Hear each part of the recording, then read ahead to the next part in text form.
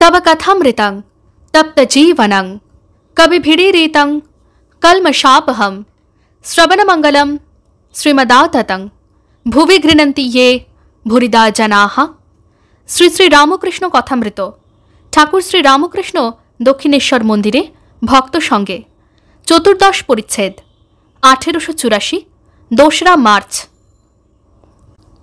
श्री रामकृष्ण सब तत्व शेषे आकाश तत्त्वे लय हय, आबार सृष्टिर समय आकाश तत्व थेके महत् तत्व, महत् तत्व थेके अहंकार, এই সব ক্রমে ক্রমে সৃষ্টি হয়েছে। অনুলোম বিলোম, ভক্ত সবই লয়। ভক্ত অখণ্ড সচ্চিদানন্দকেও লয়, আবার জীব জগৎকেও লয়। যোগীর পথ কিন্তু আলাদা।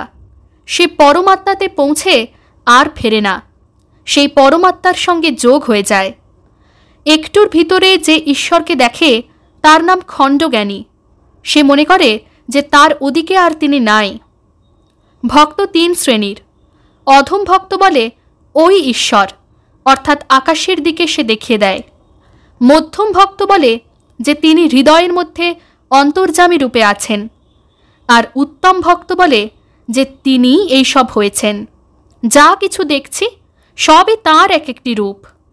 নরেন্দ্র আগে ঠাট্টা করত আর বলতো তিনি সব হয়েছেন, তাহলে ঈশ্বর ঘটি, ঈশ্বর বাটি। সকলের হাস্য। তাকে কিন্তু দর্শন করলে সব সংশয় চলে যায়। শোনা এক, দেখা এক। শুনলে 16 আনা বিশ্বাস হয় না, সাক্ষাৎকার হলে আর বিশ্বাসের কিছু বাকি থাকে না। ঈশ্বর দর্শন হলে কর্মত্যাগ হয়। আমার ওই রকমে পূজা উঠে গেল। কালীঘরে পূজা করতাম, হঠাৎ দেখিয়ে দিলে সব চিন্ময়। কোষাকুষি, বেদি, ঘরের চৌকাঠ সব চিন্ময়। মানুষ, জীব, জন্তু সব চিন্ময়। তখন উন্মত্তের ন্যায় চতুর্দিকে পুষ্প বর্ষণ করতে লাগলাম। যা দেখি তাই পূজা করি। একদিন পূজার সময় শিবের মাথায় বজ্র দিচ্ছি, এমন সময় দেখিয়ে দিলে এই বিরাট মূর্তি শিব। তখন শিব গড়ে পূজা বন্ধ হলো। ফুল তুলছি, হঠাৎ দেখিয়ে দিলে যে ফুলের গাছগুলি যেন এক একটি ফুলের তোড়া। ত্রৈলোক্য। আহা, ঈশ্বরের রচনা কি সুন্দর! শ্রী রামকৃষ্ণ: না গো, ঠিক দপ করে দেখিয়ে দিলে, হিসেব করে নয়। দেখিয়ে দিলে যেন এক একটি ফুল গাছ এক একটি তোড়া সেই বিরাট মূর্তির উপর শোভা করছে। সেই দিন থেকে ফুল তোলা বন্ধ হয়ে গেল। মানুষকেও আমি ঠিক সেই রূপ দেখি। তিনিই যেন মানুষ শরীরটাকে লয়ে হেলে দুলে বেড়াচ্ছেন। যেমন ঢেউয়ের উপর একটা বালিশ ভাসছে, বালিশটা এদিক ওদিক নড়তে নড়তে চলে যাচ্ছে, কিন্তু ঢেউ লেগে একবার উঁচু হচ্ছে, আবার ঢেউয়ের সঙ্গে নিচে এসে পড়ছে। শরীরটা দুদিনের জন্য, তিনিই সত্য। শরীর এই আছে, এই নাই। অনেক দিন হলো যখন পেটের ব্যামোতে বড় ভুগছি, হৃদে বললে মাকে একবার বলো না, যাতে আরাম হয়। আমার রোগের জন্য বলতে লজ্জা হলো। বললুম, মা সোসাইটিতে, অর্থাৎ এশিয়াটিক সোসাইটিতে মানুষের হাড় অর্থাৎ স্কেলিটন দেখেছিলাম। তার দিয়ে জুড়ে জুড়ে মানুষের আকৃতি। মা, এরকম করে শরীরটা একটু শক্ত করে দাও, তাহলে তোমার নামগুলো কীর্তন করব। বাঁচবার ইচ্ছে কেন?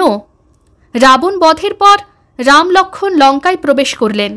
রাবণের বাটিতে গিয়ে দেখেন রাবণের মা নিকষা পালিয়ে যাচ্ছে। লক্ষ্মণ আশ্চর্য হয়ে বললেন, রাম, নিকষার সব অংশ নাশ হলো, তবু প্রাণের উপর এত টান।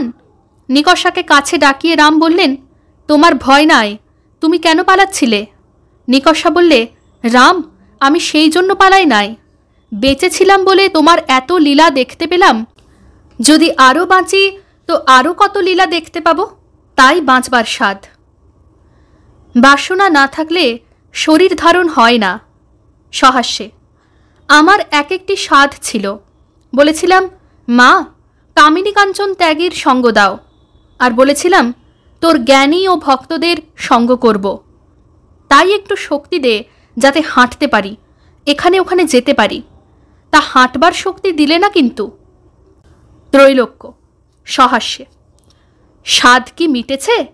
শ্রীরামকৃষ্ণ সহাস্যে। একটু বাকি আছে। সকলের হাস্য। শরীরটা দুদিনের জন্য। হাত যখন ভেঙে গেল মাকে বললুম, মা বড় লাগছে।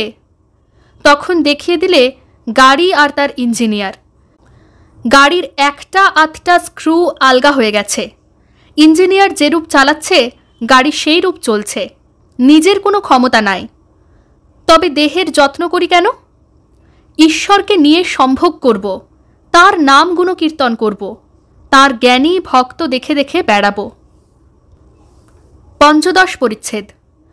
নরেন্দ্র মেঝের উপর সম্মুখে বসিয়া আছেন। শ্রীরামকৃষ্ণ ত্রৈলোক্য ও ভক্তদের প্রতি, দেহের সুখ দুঃখ আছেই। দেখো না নরেন্দ্র, বাপ মারা গেছে, বাড়িতে বড় কষ্ট, কোনো উপায় হচ্ছে না। তিনি কখনো সুখে রাখেন, কখনো দুঃখে। ত্রৈলোক্য, আগে ঈশ্বরের নরেন্দ্রের উপর দয়া হবে। শ্রীরামকৃষ্ণ সহাস্যে, আর কখন হবে? কাশীতে অন্নপূর্ণার বাড়ি কেউ অভুক্ত থাকে না বটে, কিন্তু কারু কারু সন্ধ্যা পর্যন্ত বসে থাকতে হয়।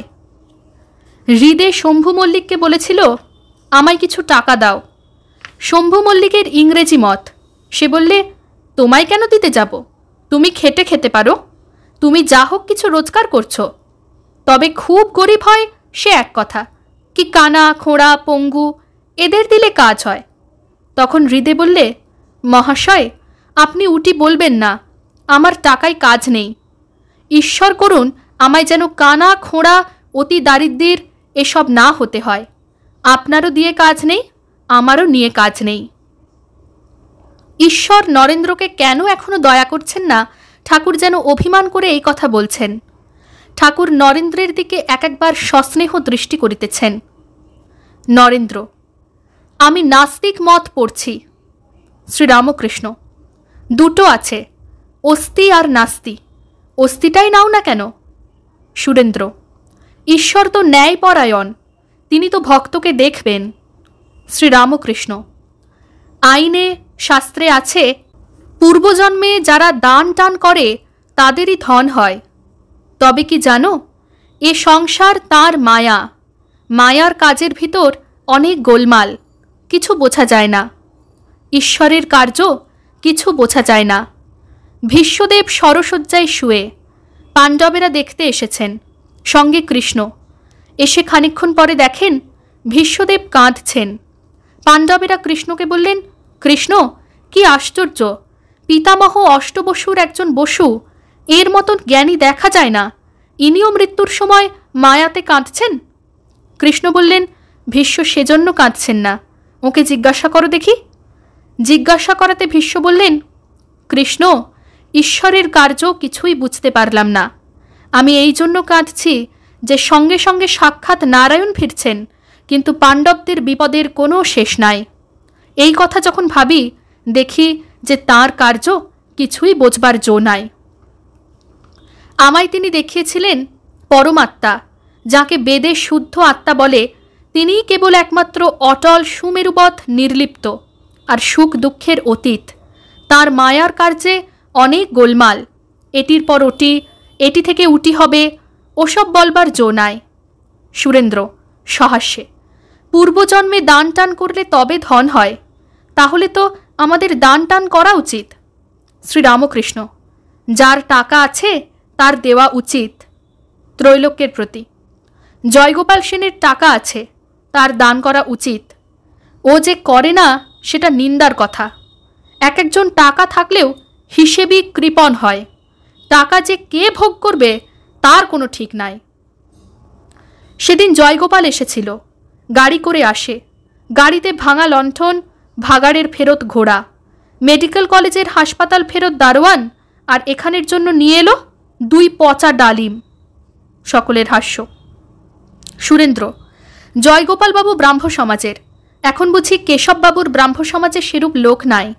বিজয় গোস্বামী, শিবনাথ ও আরও বাবুরা সাধারণ ব্রাহ্ম সমাজ করেছেন। শ্রীরামকৃষ্ণ সহাস্যে, গোবিন্দ অধিকারী যাত্রার দলে ভালো লোক রাখত না, ভাগ দিতে হবে বলে। সকলের হাস্য। কেশবের শিষ্য একজনকে সেদিন দেখলাম, কেশবের বাড়িতে থিয়েটার হচ্ছিল, দেখলাম সে ছেলে কোলে করে নাচছে, আবার শুনলাম লেকচার দেয়। নিজেকে কে শিক্ষা দেয় তার ঠিক নাই। ত্রৈলোক্য গাহিতেছেন, চিদানন্দ সিন্ধু নীরে প্রেমানন্দের লহরী। গান সমাপ্ত হইলে শ্রীরামকৃষ্ণ ত্রৈলোক্যকে বলিতেছেন, ওই গানটা গাও তো গা, আমায় দে মা পাগল করে। ওং নিরঞ্জনং নিত্যম অনন্তরূপম ভক্তানুকম্পা ধৃত বিগ্রহং বৈ ঈশাবতারং পরমেশমেত্যং তং রামকৃষ্ণং শিরসা নমামঃ। শ্রীরামকৃষ্ণ अर्पणमस्तु।